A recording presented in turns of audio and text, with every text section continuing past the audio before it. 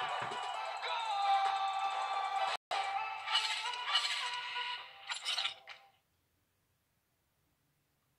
up, guys? And welcome to the MLS 18 show. And by the way, week 7 was full of surprises. It was. And let's go right into the scores first. On Friday? No, on Wednesday. So, right now at this point, at Wednesday, City FC destroyed Real Salt Lake.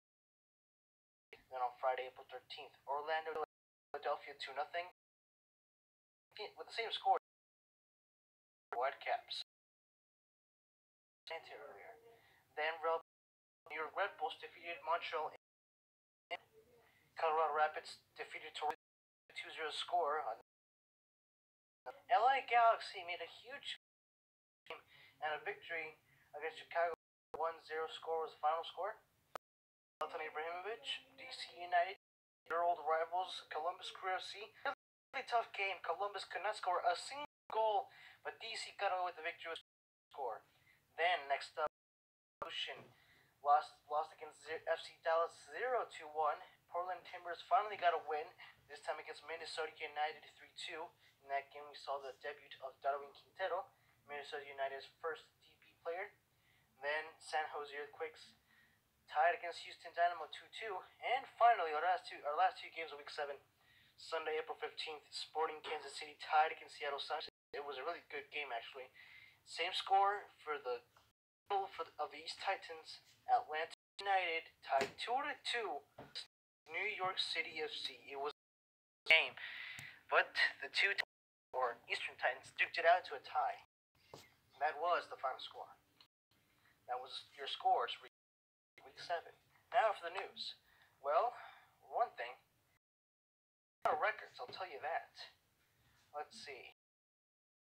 Darwin Quintero's MLS score debut. He made a really good goal. I'll tell you that. I mean, he made a really good goal from Minnesota United. Fortunately, it wasn't enough for a victory. That kind of sucked.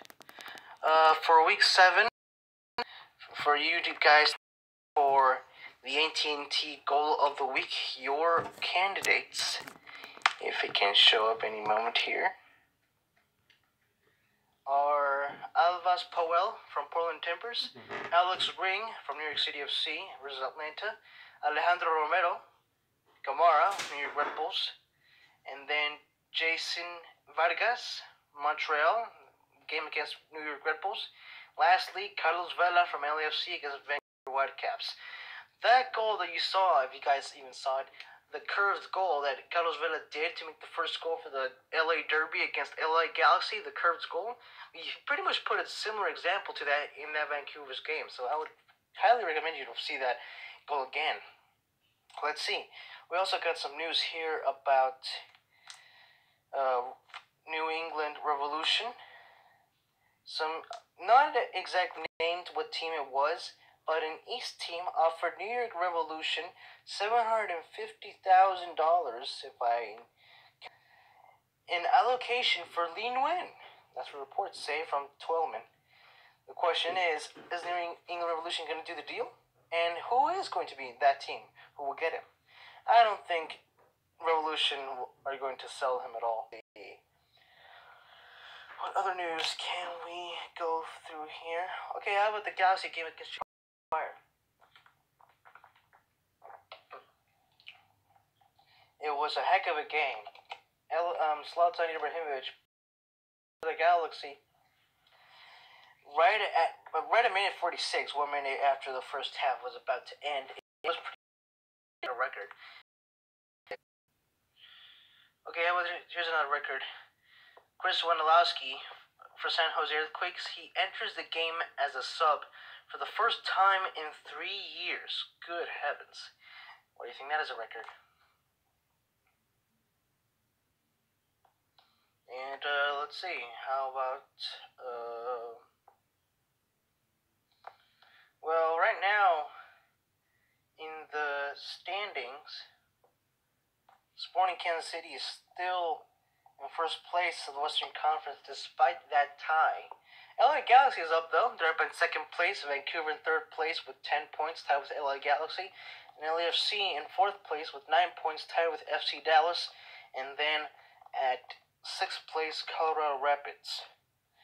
As for the sixth below, Real Salt Lake, actually 7 to be exact. Real Salt Lake 7 points. Minnesota and United with 6 points. Houston Dynamo tied with San Jose and Portland. Then last place is Seattle Sounders, having a tough season right now.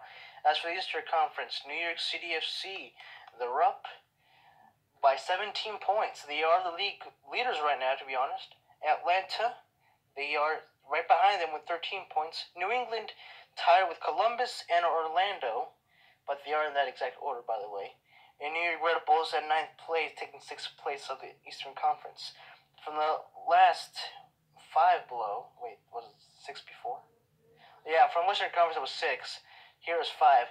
For the last 5 below from playoff section, Montreal Impact 6 points, Philadelphia 5 points, tied with DC United right below them, and then Chicago Fire, and lastly Toronto FC. Now here's the weird thing that I don't get this year. Why is the best teams in MLS losing and the worst teams in MLS winning?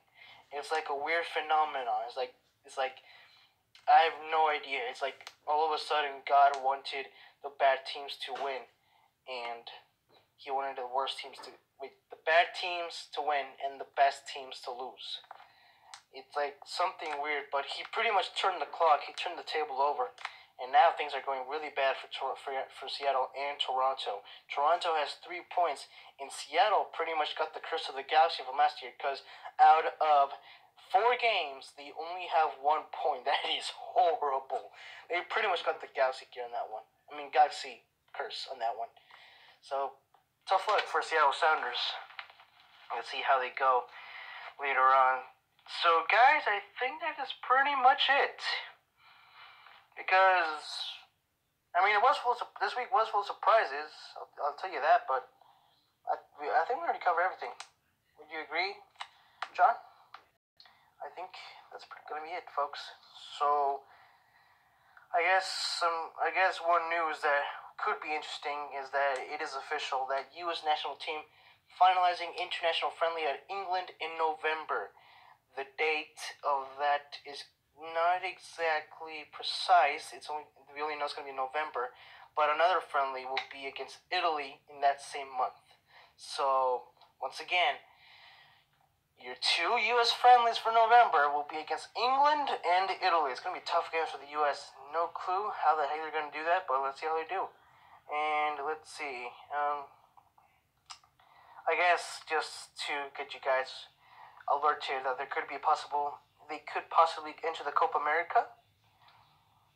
And they obviously look your eyes forward to the 2019 Gold Cup. And also on the road for the 2022 World Cup qualifying. Let's see if the USA can be more successful throughout the years after this year, considering how they're at the World Cup. So, yeah, guys, I think that's going to be it. So, that pretty much ends it for the show, folks. I said in the other show that some episodes of the MLS 18 show would be short and others would be long. Well, we got into pretty much close to 10 minutes, and since we already covered most of the big things, I think it's going to be it. So thank you, folks, for watching this episode of the MLS 18 show. Stay tuned for the next episode, which we will cover Week 8. And until then, have yourselves a good MLS night.